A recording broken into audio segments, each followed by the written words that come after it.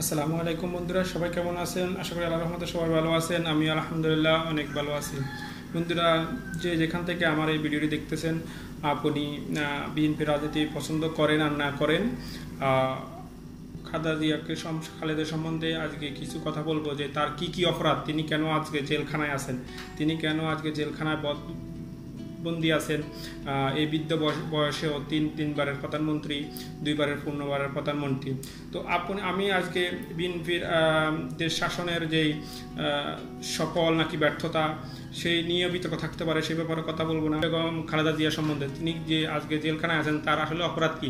তার প্রথম অপরাধ হলো যে 1981 সালে এক ব্যর্থ সেনা অভ্যুত্থানে নির্মমভাবে খুন হন বাংলাদেশের প্রেসিডেন্ট জিয়াউর রহমান।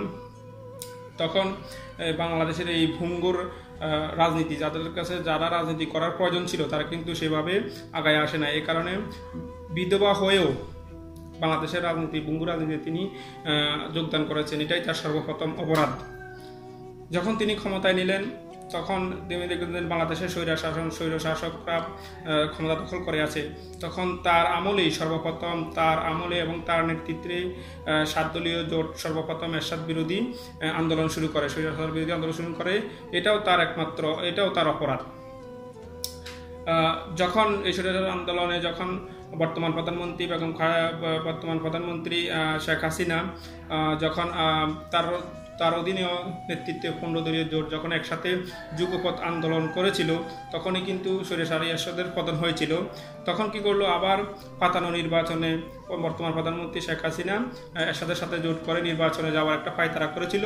কিন্তু বেগম খালেদা জিয়া সেই পাতানো নির্বাচনে যান নাই এবং তিনি দৃঢ়ভাবে আন্দোলন চালিয়ে গেছেন। এই জন্য তিনি সর্বপ্রথম আপসীর নেতৃত্বে ভূষিত হন। এটাও তার একমাত্র অপরাধ। সেই আন্দোলনেও তিনি সফল হয়েছেন। যখন 1996 সালে একটা নির্বাচনের মাধ্যমে যখন ত্রুটিপূর্ণ নির্বাচন ছিল, বিএনপি ক্ষমতায় আসলো, কিন্তু তারপরে কি হলো যে বর্তমান আওয়ামী লীগ সরকার এবং জামাত মিলে যে একটা আন্দোলন করেছিল তত্ত্বাবধায়ক সরকার আমলে, সেই নির্বাচন তারা মানে না। কিন্তু তখন প্রধানমন্ত্রী থাকাকালীন তিনি এই আন্দোলনের প্রতি শ্রদ্ধাশীল হয়ে এবং বিরোধী দল অথবা জনগণের উপরে তিনি নির্মম নির্যাতন, স্টিম রোলার চালাননি। এটাই তার একমাত্র অপরাধ। যখন তার দুইবার যখন তিনি ক্ষমতায় ছিলেন, পূর্ণভাবে ক্ষমতায় ছিলেন, বাংলাদেশের বাংলাদেশের এইভাবে বাজে পরিস্থিতি ছিল, কিন্তু এভাবে সব কিছুকে দলীয়করণ করা, সব সেকশনকে একদম ধ্বংসের, এখন যেরকম সব ধ্বংস হয়ে গেছে সে কিছু তিনি করেননি। এটাই তার একমাত্র অপরাধ।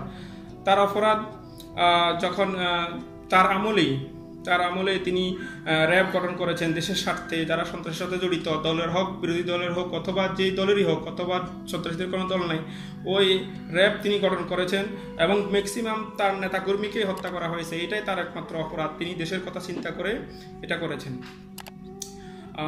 তার অপরাধ, তিনি তার শাসনামলেই যখন কি করলো, দুর্নীতিতে আস্তে আস্তে সবকিছু দুর্নীতিতে, বাংলাদেশের মানুষ দুর্নীতিগ্রস্ত, তার দলের লোক, বাইরের লোক, তখন তিনি কি করলো, দুদক গঠন করলেন। দুদক গঠন করে দেশের স্বার্থেই নিজের অধিকাংশ নিজের দলের নেতাকর্মীদেরকে তিনি গ্রেপ্তার করেছেন এবং দুদকের মামলার আওতায় এনেছেন সন্ত্রাস বন্ধ করার জন্য অথবা দুর্নীতি বন্ধ করার জন্য। কিন্তু এটাও তার একটা অপরাধ। কেন? তিনি দেশের কথা চিন্তা করলেন।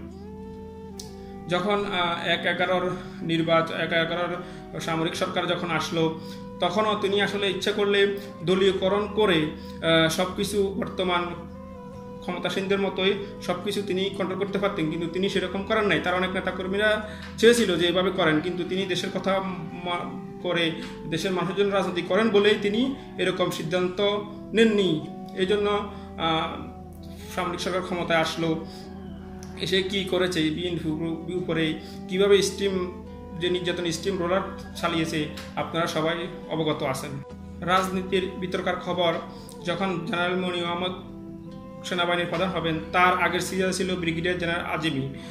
যেহেতু ব্রিগেডিয়ার জেনারেল আজিমি জামাত নেতা, গোলাম আজমের ছেলে, তো তাকে সেনাবাহিনীর প্রধান হলে এখানে বিতর্ক সৃষ্টি হতে পারে।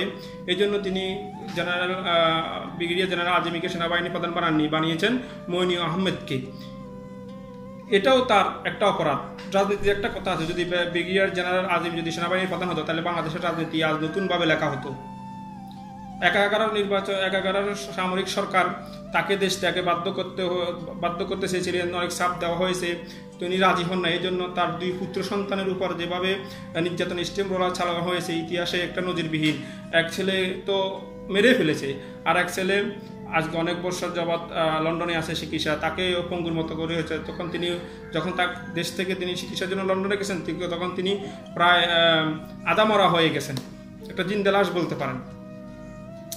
তার অপরাধ, তার শাসন আমলেই 57 জন সেনা অফিসার মারা যাননি, এটাও তার একমাত্র অপরাধ। নির্মমভাবে তার স্বামীকে হত্যা করা হয়েছে, তার ছেলে নির্যাতনের কারণে মারা গেছে। তিনি কোনোদিন কোনো রাজনীতির ময়দানে মাঠে ঘাটে কারো কাছে এর জন্য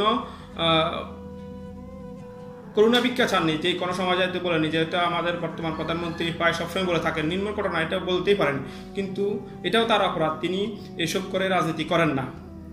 তো সর্বোপরি বলবো, তাকে যেই ধরনের এইরকম, যদি আমি আরও খালেদা জিয়ার জীবনী সম্বন্ধে, খালেদা জিয়ার যে জীবন বৃত্তান্ত, রাজনীতি সম্বন্ধে অনেকেই বই লিখেছেন, এই কথা যদি বলতে থাকি এরকম ভিডিও আরও বড় হতে থাকবো।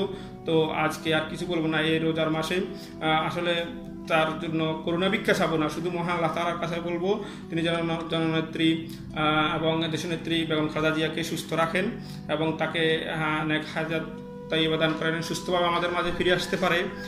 তবে একটাই কথা আছে, যে ইতিহাসের পুনরাবৃত্তি কিন্তু ঘটে।